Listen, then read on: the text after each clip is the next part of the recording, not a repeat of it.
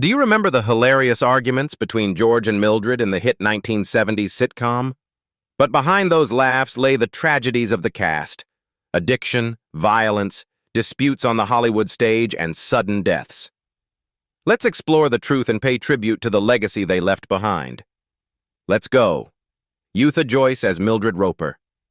Utha Joyce, full name Utha Joyce Needham, was born on August 20th, 1927 in Wandsworth, London.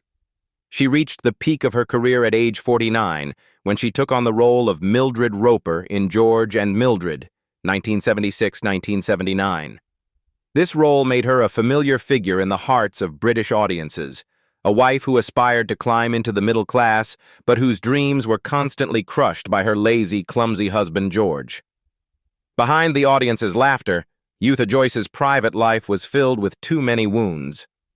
She married actor Glyn Edwards in 1956, but their marriage soon fell apart due to the pressures of acting, officially ending in 1969. Losing that emotional anchor, Joyce felt empty and withdrew further into herself amid the dazzling stage lights. She once confided to friends about her obsession with unemployment and the loneliness after divorce, which only worsened her unstable mental state. The pressure of being boxed into the image of Mildred, a superficial, status-hungry yet powerless woman, made Joyce feel suffocated, as if her own life was being choked outside of the role. In silence, Joyce turned to alcohol to calm herself and hide her insecurities. Every day she drank up to half a bottle of brandy, sometimes even more, which caused her health to deteriorate rapidly. Co-stars revealed that even though Joyce always tried to appear professional, there were many times she lost control on set, with a trembling voice and anxious eyes that spread tension across the crew. Those who worked with her still remember Joyce as both talented and exhausted, carrying a fear of being forgotten and a desperate need for love without knowing where to cling. By the summer of 1980, while preparing for the George and Mildred feature film, Joyce fell seriously ill and was hospitalized with end-stage cirrhosis. She died on August 24, 1980, just 4 days after her 53rd birthday, from acute liver failure, leaving behind an unfinished legacy and much regret. Her funeral was held at Golders Green Crematorium, where her ashes were scattered on a simple crocus lawn, closing a short and troubled life. At the time of her death, Utha Joyce's net worth was about £500,000, equivalent to $2 million in 2025, reflecting her success through classic sitcoms and stage roles. Brian Murphy as George Roper. Brian Trevor. John Murphy was born on September 25, 1932, in Ventnor, Isle of Wight. He became a familiar face on British television when he played George Roper in George and Mildred at age 44, a lazy husband who loved the pub and tried every way to dodge his wife Mildred's ambitions. The image of George Roper made audiences laugh out loud, but also tied Murphy to a type of naive, powerless character, which somewhat pigeonholed his career later on. Behind the spotlight, Brian Murphy had to endure many losses in his youth when 2 of his older brothers were killed in World War II, leaving a void in the family that was hard to fill. Later, his first marriage to Carol Gibson in 1957 also did not last, ending in the 1980s and leaving him to spend many years alone raising their child, though he still maintained a good father-child relationship. Some unofficial sources once speculated about his stubborn temperament and arguments on set, but there was no solid evidence. Most friends and colleagues still regarded him as a warm and dedicated person, despite the stress and pressure of having to live in the enormous shadow of the George character. Overcoming personal storms, Murphy continued to prove his talent with the role of Alvin Smedley in Last of the Summer Wine, 2003-2010, then took part in many sitcoms and children's programs, such as Wizadora and The Booze Cruise, showing a rare persistence and versatility. He kept working tirelessly until the very end of his life, despite old age and declining health. But, tragically, just 3 weeks after being diagnosed with metastatic cancer in his spine and shoulder, he passed away on February 1, 2025, at the age of 92, while still cherishing plans to act alongside his wife, Linda Regan, in the summer. Brian Murphy left behind an estimated estate of about £2 million as of 2025, reflecting the results of more than 6 decades of dedication to the arts. Gretchen Franklin as mother. Gretchen Gordon Franklin was born on July 7, 1911, in Covent Garden, London. At the age of 65, she appeared in George and Mildred as Mildred's mother, bringing a sharp, slightly harsh presence of an experienced older generation, helping to vividly portray the conflicted mother-in-law and daughter-in-law relationship. Audiences remembered her not only for that role, but also for Ethel Skinner, a lively, talkative old lady in EastEnders, which left a strong mark during the final years of her television career. But Gretchen Franklin's life behind the stage lights carried many silent wounds. Her only marriage, to John Caswell Garth, whom she loved deeply, ended painfully when he died of cancer in 1953, leaving Franklin alone from the age of 42, with no children for companionship. Although unverified rumors suggested she had a domineering, highly controlling style at work and caused tension with younger colleagues, friends still saw her as a resilient, seasoned woman after so much loss and disappointment from wartime through her professional years. Franklin's fierce personality sometimes made the studio atmosphere heavy, especially when she felt her role was being neglected, leading to a sharp conflict with the EastEnders team when they wanted to send her character Ethel to a nursing home, which forced her to resign. She once confided that she did not want to become a poor old woman just for others to come visit, a fear of losing her self-worth that haunted her until the end of her life. That strong sense of pride also meant loneliness, as Franklin nearly shut herself off and did not build a new family, despite many opportunities. Franklin took her last breath on July 11, 2005, just 4 days after her 94th birthday, at her home in Barnes. Her legacy was around £1 million, mostly from her popular roles and EastEnders royalties, which she often donated to animal charities. Roy Conir as Jerry. Roy Mitchell Conir was born on January 8, 1934, in Wigan, Lancashire. He rose to the heights of British television at the age of 42 when he appeared in George and Mildred, 1976 and 1979, as Jerry, a clumsy, bumbling yet good-hearted friend of George. This role fully showcased Conir's graceful physical comedy, witty acting style, and uniquely warm spirit, creating an irreplaceable comedic flavor in the legendary sitcom series. Roy Kinnear's life also had no shortage of darker notes. He grew up in an artistic family but lost his father early to a stroke while playing rugby, leaving a deep emotional scar. Later on, although he had a stable career and a happy family with his wife Carmel Cryan and their 3 children, Conir was rumored to suffer psychological pressures, sometimes feeling isolated amid the whirlwind of work. Some backstage accounts suggested he occasionally burst out with negative emotions and felt overwhelmed by fame, although there is no official evidence confirming depression or alcoholism as spread by rumors online. Conir never stopped working in the arts, carrying his success forward with the role of Planchet in The Three Musketeers, 1973, and returning for the sequel, The Return of the Musketeers, in 1988. It was during a horseback scene filmed in Toledo, Spain, that he suffered a serious riding accident, breaking his pelvis and losing massive blood. After a night in emergency care, Conir took his last breath on September 20, 1988, in Madrid, aged just 54, due to a heart attack triggered by his injuries. He left behind a net worth estimated at around £1.5 million from countless roles in Willy Wonka and the Chocolate Factory, Help, Richard Lester's films, and numerous television shows. Norman Mitchell as Mr. Clayton. Norman Mitchell Driver was born on August 27, 1918, in Sheffield. He reached the peak of British television when he played Mr. Clayton, a strict, principled, and somewhat gruff working man, in George and Mildred in 1976 at the age of 58. This role reflected the same iron-disciplined temperament he had honed during his years serving in the Royal Army Medical Corps in World War II, bringing audiences a realistic portrait of a tough, proper fatherly generation. Although successful on screen, Norman Mitchell's life was far from smooth. The mental wounds from the battlefield, witnessing his comrades fall, seemed to haunt him for decades.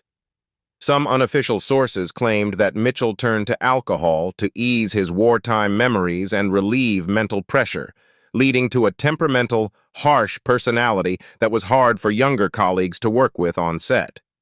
Although he was never involved in any major scandals, backstage stories still painted a picture of a demanding perfectionist whose standards sometimes made the working atmosphere tense. Offstage, Mitchell had a long-lasting marriage with actress Pauline Mitchell until she passed away in 1992, leaving him with an unfillable emptiness. The tragedy deepened when their son Christopher, also a television actor, died suddenly just 1 month before Mitchell himself passed away.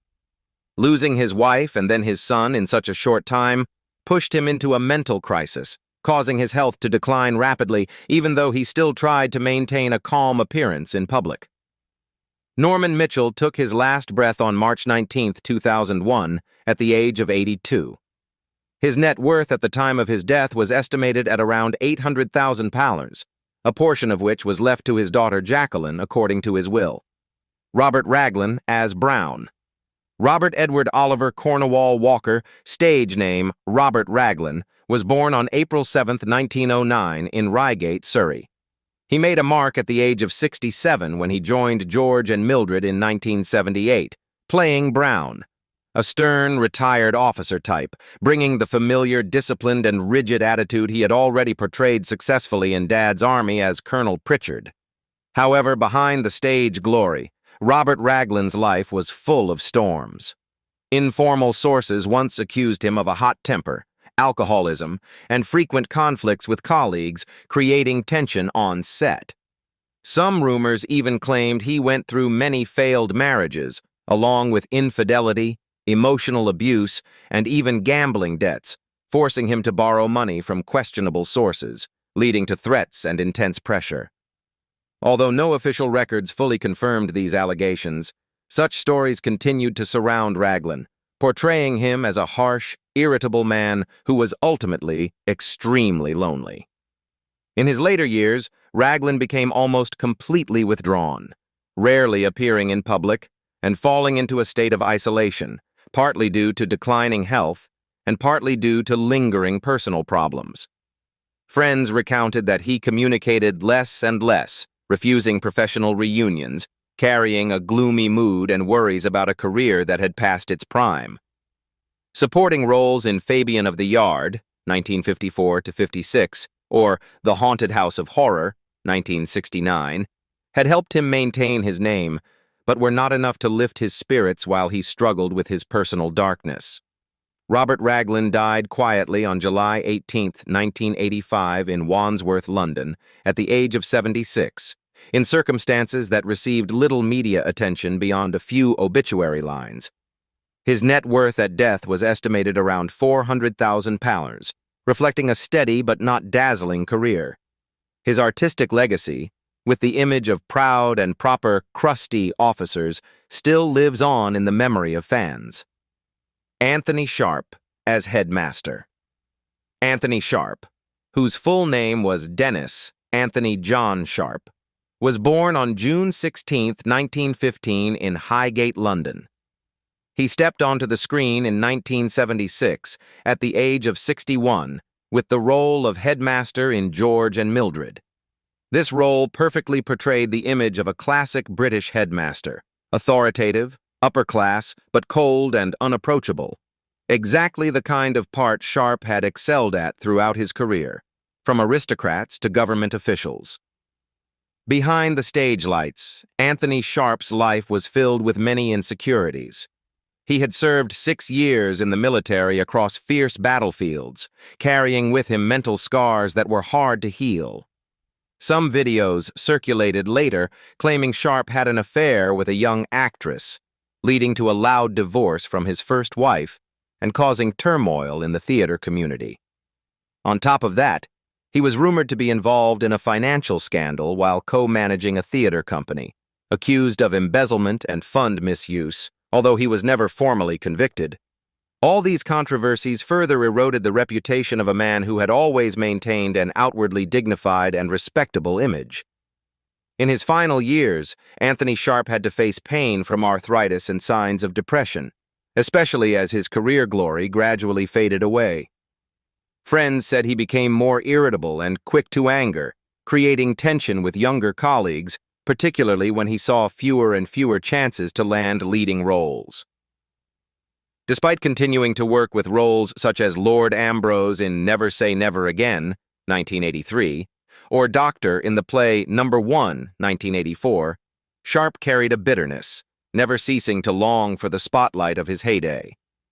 He died of natural causes on July 23, 1984, at the age of 69, closing a 4-decade-long artistic journey. Sharp's net worth was estimated at around £600,000, although it had been partly eroded by financial troubles and a turbulent personal life. Edward Evans as Bernard West. Albert Edward Walker. Evans was born on June 4, 1914, in Putney, London. He made a strong impression on audiences in 1977 at the age of 63 when he played Bernard West in George and Mildred, a character with a simple, honest, working-class spirit, yet no less strong and warm-hearted. That image reflected the experience Evans gained after many years of military service in World War II, where he served as a captain with the Combined Operations Force. However, behind that dignified exterior, Edward Evans carried many mental wounds. Some accounts, especially from circulated videos, claimed he had to battle severe PTSD, leading to fits of anger and long periods of alcoholism to soothe the psychological pain. Because of this, his otherwise stable marriage to Pauline Sherry, which lasted more than 40 years, ended bitterly amid accusations of infidelity and emotional abuse, which the tabloids exploited heavily in the late 1960s. Although there was never any formal conclusion, these rumors still somewhat tarnished the image of the exemplary husband and father Evans had built. Moving into the 1970s, Evans's career gradually declined as tastes changed and younger actors rose to prominence, making it hard for him to find suitable roles. Friends said he became withdrawn, less social, and eventually grew distant even from his 2 children after his wife died in 1980. In his final years, Evans lived quietly in Longsdon, Staffordshire, only occasionally mentioned through supporting roles in Lifeforce, 1985, or some old television films, as a nostalgic reminder of a golden era long past. Edward Evans died on December 20, 2001, at the age of 87, in loneliness with few people around him. His net worth was estimated at around £350,000, reflecting a career that had once shone brightly but faded due to personal upheavals. His funeral was held discreetly, closing a life of many contributions but also much darkness, leaving audiences with memories of an actor who once brought the authentic breath of the working class to British screens. Reginald Marsh as Humphrey. Reginald Marsh was born on September 17, 1926, in London. He made his mark at the age of 50 when he took on the role of Humphrey in George and Mildred, 1976. He played a wealthy, calm man who always had to endure the arrogant, superior attitude of his wife Ethel, Mildred's sister. Although it was a supporting role, it brought a realistic flavor, reflecting the family tensions of the middle class at the time, and Marsh skillfully created a character who was both humorous and sympathetic. Before joining this sitcom, Marsh had already built a solid image with audiences through a series of television roles, especially in Terry and June, where he also showcased his charm in portraying down-to-earth but practical husbands. However, in his private life, he was almost an enigma.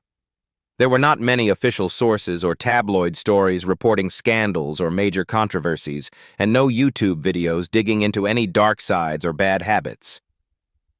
That discretion made Reginald Marsh a familiar face who was rarely scrutinized, maintaining a fairly clean image throughout decades of working in the industry. His life off-screen also left little trace in the public eye. Friends and colleagues simply remembered Marsh as someone devoted to his craft, serious, and maintaining a certain distance from the media. In his later years, he continued to regularly appear in sitcoms, free of scandal and rarely sharing about his family, which meant his public image was almost entirely tied to those gentle, everyday characters.